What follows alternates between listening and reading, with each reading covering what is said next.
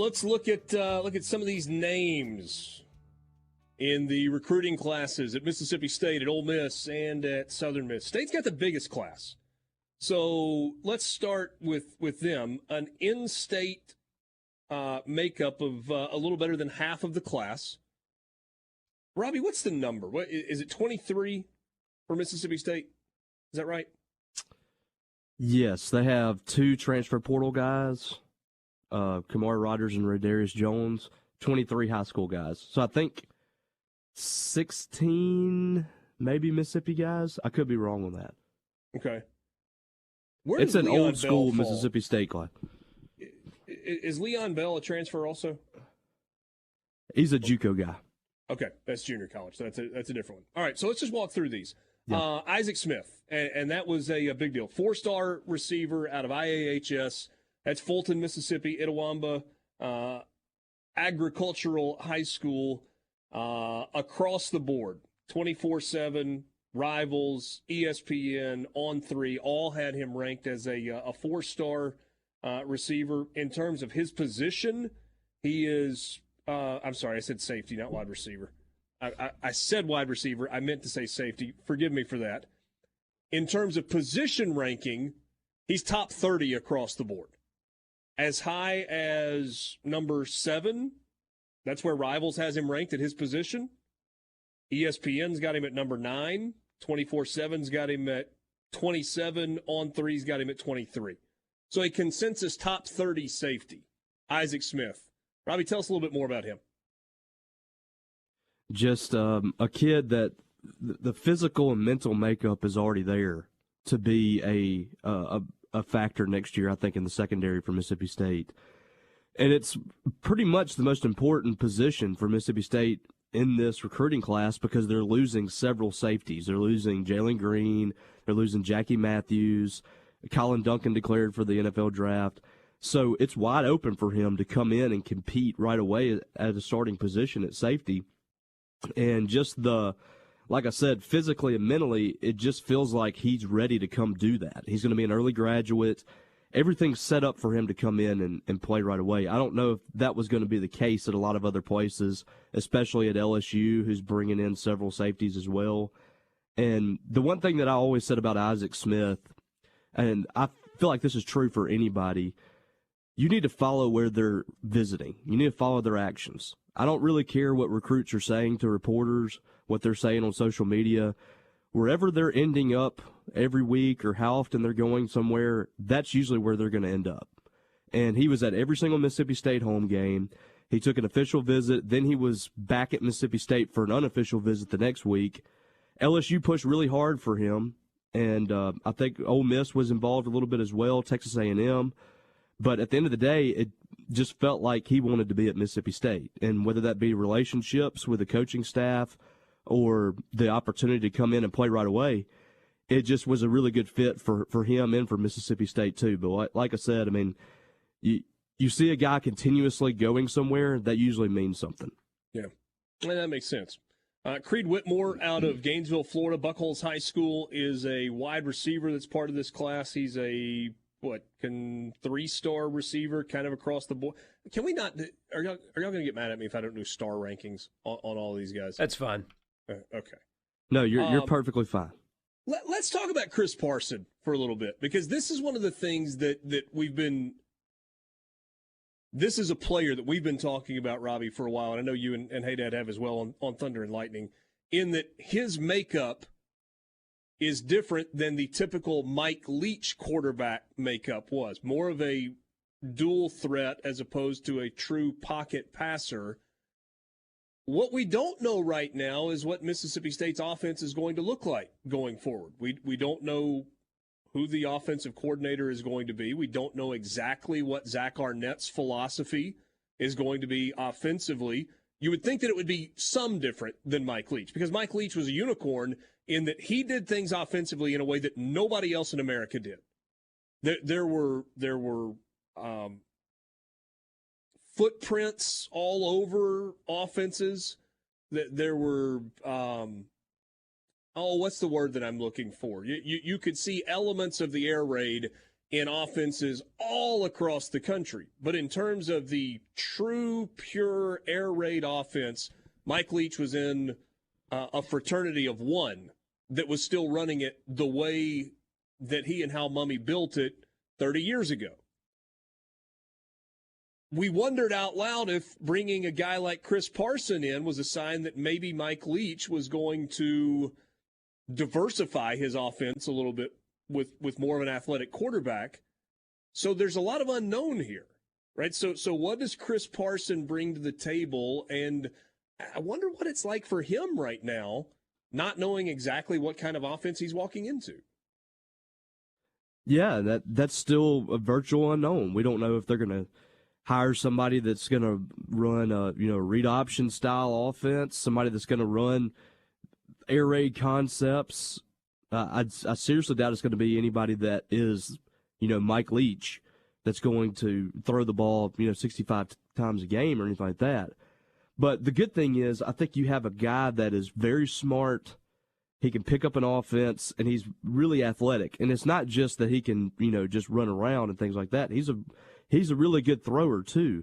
He went to Elite 11 this year and had a really good showing, was one of the most impressive guys there. And I thought that when he came into this class, we were kind of getting a glimpse in the fact that Mike Leach was willing to adjust a little bit. And we've seen that again. Mike Leach is recruiting in the 2024 class, was recruiting Trey Petty from Starkville, which is another guy very similar to Chris Parson that can get out of the pocket, run a little bit, not your prototypical air raid quarterback. So I don't know if somebody got into Mike Leach's ear, if he just decided he was going to change some things up. But it was obvious to me that he was looking for a different kind of quarterback than what he has had in the last 20 years as a head coach. And the special thing about Chris Parson is just his leadership ability. I mean, you're talking about a guy that last week, when everything was kind of crumbling for Mississippi State, at least, on the surface, losing its head coach and not knowing where things were going, he's texting all the recruits in the class and saying, hey, we need to stick together. We have a chance to be Mike Leach's last recruiting class, the last recruiting class of a coaching legend. That means something to him. And he's a guy that, believe it or not, he's from Brentwood, but has a lot of ties to Mississippi State. His mom is from here. His grandparents still live here. His dad graduated from Mississippi State. So Mississippi State means something to him. He was genuinely excited when he committed to Mississippi State, and he's kind of kept that excitement through it all. And he might not be the highest rated player in the class, but I think unquestionably he's the leader of this class. All right, let me zip through some names, and you stop me if there's somebody we need to stop and talk about. Next two guys listed as athletes: Jacoby Belazar from Baton Rouge, Ty Jones from Bay Springs High School, Bay Springs, Mississippi, also listed as an athlete. At corner, Bryce Pollock from Snellville, Georgia, Shiloh High School. Defensive lineman Caleb Bryant from Vicksburg. Luke Evans, another corner, this one from Hollywood, Florida, went to Chaminade Madonna Prep. Tobias Hinton, a linebacker from Hattiesburg. Justin Brown, a wide receiver from Murfreesboro, Tennessee. Joseph Head, an edge rusher, tall at 6'4", a little light right now, listed at 210. He comes from Lexington, Mississippi, and at Holmes County. Seth Davis, running back from Katy, Texas, 5'7", 170. Zay Alexander, offensive lineman from Tupelo. Good player. Big kid also at 6'6", 350. That is a frame that you are looking for on the offensive line. Yeah, you look at these offensive linemen, Mason Miller's recruiting, and they're big guys. Leon Bell, you mentioned him earlier. I mean, he's 6'8", 300. I had no clue that this kid existed until last night. He got an offer from Mississippi State literally last night, and you turn on the film, and it's really just shocking how good he moves. So that's a really good late get for Mississippi State. He actually is a high 3-star or a 4-star on most networks, so his film is really kind of popping right now. But you look at some of these guys, and they're just massive linemen. Zay Alexander, 6'7", and they got some other guys in the last couple of classes that kind of go along with that. Malik Ellis comes from the same place as Charles Cross and Laurel. Very similar frame in a lot of ways. Charles Cross was very thin coming out of high school. So the hope there, I mean, he obviously doesn't have the high-profile build as Charles Cross. But, the offensive lineman I really like. We're going to take a timeout. We'll pick up with finish Mississippi State's recruiting class. We made it through Zay Alexander. Running back Jeffrey Pittman from Taylorsville. Amari Smith, an offensive lineman from Brookhaven. Malik Ellis, an offensive lineman from Laurel. Nakai Poole, a wide receiver from Norcross, Georgia. 6'3", 205. Good size there with Poole. Jalen Aberam from Oak Grove in Hattiesburg. He's a safety. Gabe Moore, defensive lineman from Louisville. Kelly Jones, cornerback from Starkville. I'm going to stop there for a second. Cornerback listed at 6'3.5", 180 pounds. There are people around Kelly Jones. And Robbie, I did not hear this from somebody that was tied to Mississippi State. I don't even know that it was an Ole Miss person. But it was Kelly Jones is the next kind of under-recruited 3-star from a smallish town in Mississippi that you look up in 3 years or in 5 years that's making an impact in the NFL. Yeah, would not shock me in the least. I saw him at Top Dog Camp this year, which is Mississippi State's big summer camp. They do it at the stadium and all that, and just really flashes right away. I don't know if he's going to be a cornerback. I saw safety when I was at camp, but he's been recruited as a cornerback. If he's a cornerback at he's listed as 6'4" on our site. That might be a little more accurate. That's going to be a tall cornerback, but no he's doubt. definitely You're wondering about hips and arms and legs going all over the place, and the ability to, we'll see.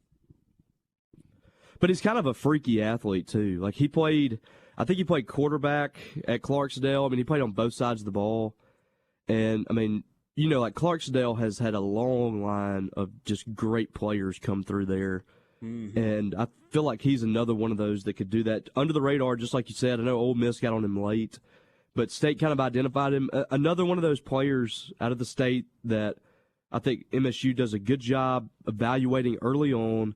They have a long history of this. Doesn't really matter who the staff is. They do a really good job evaluating defensive pieces and kind of projecting where they're going to be. There's a lot of players that have come through over the years on that side of the ball that were 3 stars, didn't have any scholarship offers, things like that have really become great players in the NFL. This guy has the ability to do that. He's got to come in and work, but that's one thing I'm not really worried about with him is his work ethic. At that Top Dog camp, he was one of those guys that was breaking line so he could get in there and do one-on-ones with the wide receivers. So he's a cheater, Robbie. Robbie just said he's a cheater. Jeez, Robbie, come on, man. I thought in the NIL era we'd stop talking about people cheating. This cheating, I think you could live with. Yeah. When you have other guys that are kind of these guys are sinking to the back of the line. He's breaking line to get up there and compete. That was something that really stood out to me.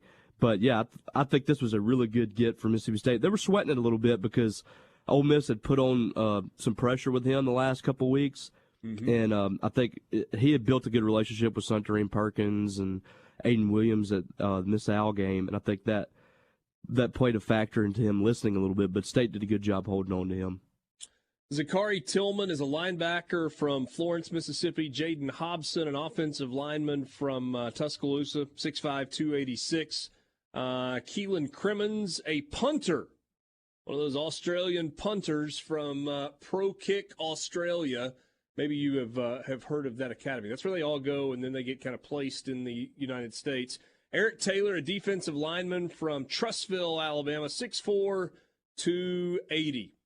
And then you've got the transfers, right? Leon Bell, JUCO transfer from Dickinson, Texas. And that's the guy that Robbie was talking about a few minutes ago that hadn't really seen a lot of and just got an offer last night and committed. And then Kamari Rogers, the corner from originally from Holmes County, transferring back home from the U. And Radarius Jones from Horn Lake, Mississippi, transferring from LSU to Mississippi State. He is a corner. So that's where we are with Mississippi State's class right now. Robbie, any final thought before we move to the Ole Miss class? I was going to talk about Kamari Rogers, and we've talked a little bit about the transfer portal and NIL and all that stuff. That's a perfect example of whether or not he goes to your school out of high school, you maintain that relationship whenever he signs with that school, you leave on good terms, and when the opportunity comes around where he's going to enter the portal, you're sitting there waiting on him. And I think that's kind of the new age of things. Even if you're not going to get a player and you feel like he's slipping, going somewhere else, leave on good terms. Don't badmouth the kid. Keep that relationship, and he pops in the portal and Mississippi State's waiting on him pretty much. That's kind of even if you don't get a kid on signing day, you're still going to have a chance to get them down the line with the way the transfer portal is working at this point.